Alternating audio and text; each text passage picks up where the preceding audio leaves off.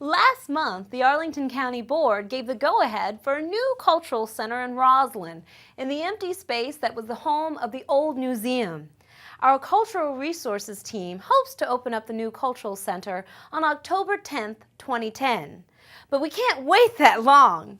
So we've arranged for a little behind-the-scenes tour, and we got one of the most influential figures in the region's cultural scene to help guide us.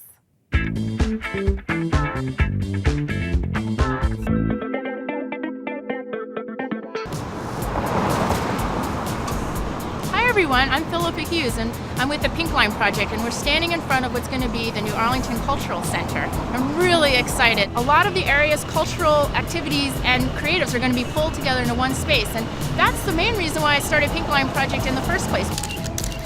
A couple years ago I quit my job so that I could pull together people in creative spaces and in creative activities. But it was really hard to do because everybody was separated, it was all disconnected. But now we have the opportunity to bring it all together in one awesome space. And today we get a little sneak preview. So come on, let's take a look.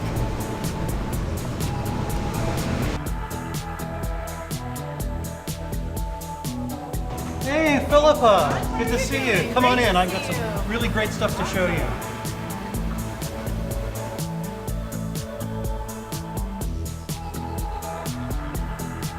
Wow, this is a really unusual space. Well, it was designed specifically for the museum, and it's a really big space. It's almost 55,000 square feet, so that combination of idiosyncrasy and size really made it difficult to find a tenant.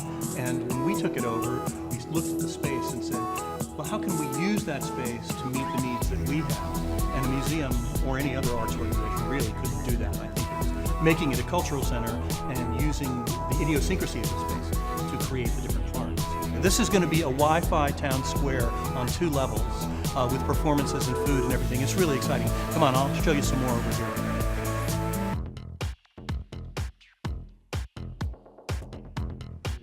So this is our ballroom space.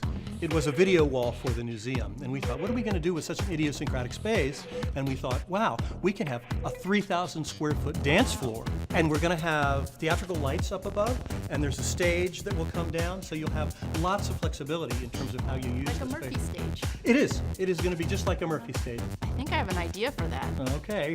So you can have a stage, you can have tables and chairs for cabaret. Our heritage arts groups will be using it. We're going to really have something for everyone, which is really the title of the space. It's Arlington's art space for everyone.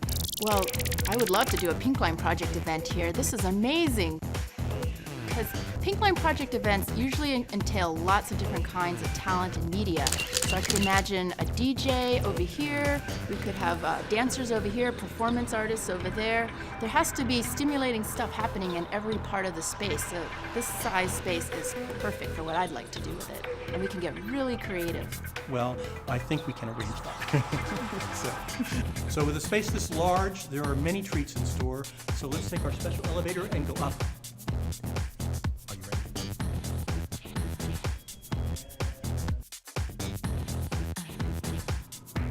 It really is going to be high tech. We're hoping to tie into our sister cities, to be able to do multimedia stuff where we can be live and using technology to connect. And it's really a new way of looking at art centers. That's the way that connects the technology, which can sometimes make us feel very isolated, with the human need to be with other humans and connect socially. And that's how we become more creative. We connect with each other, we have conversations like this one, and it Right. we inspire each other. Right. So you get creative people together, and you use technology to be able to have them link not just where they are, but anywhere in the world. Technology facilitates that, but it's not the end all.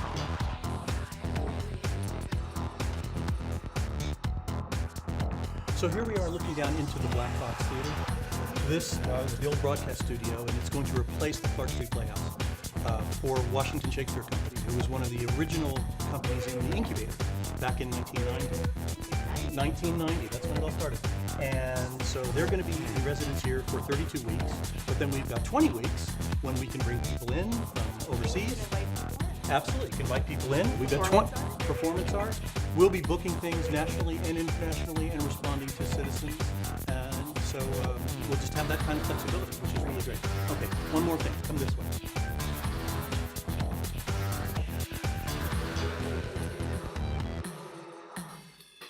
Okay, Philippa, here we are inside the dome. Wow, this is what it looks like? Yeah, it's a pretty big space, but as you can see, it's really flexible. It's not just for film. Okay. We're thinking that we're going to call this a platform for community engagement, where people can just bring us cool ideas. Okay. It could be cabaret, could be comedy. It's really anything. It's absolutely unlimited, because this is the space really where the people of Arlington and the region can have just full control.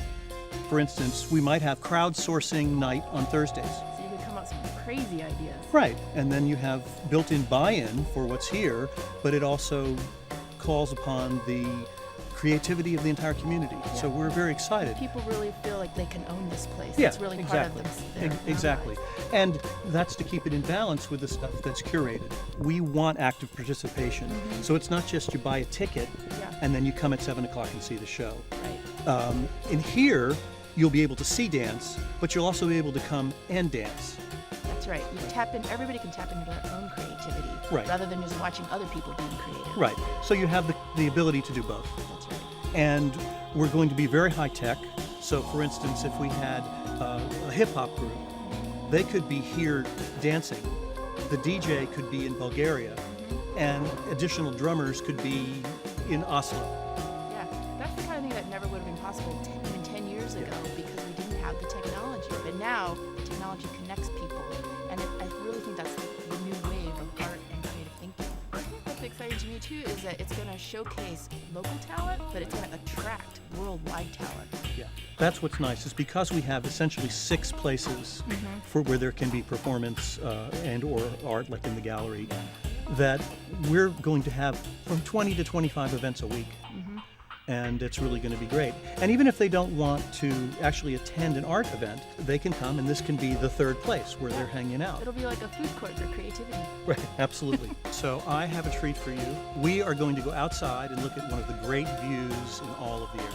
Ooh, I can't wait. See, here it is. Look at this view. Jefferson Memorial, Lincoln Memorial, Washington Monument, yeah. And there's Georgetown over there, and the Metro's back here, and in the middle of it all is the Cultural Center.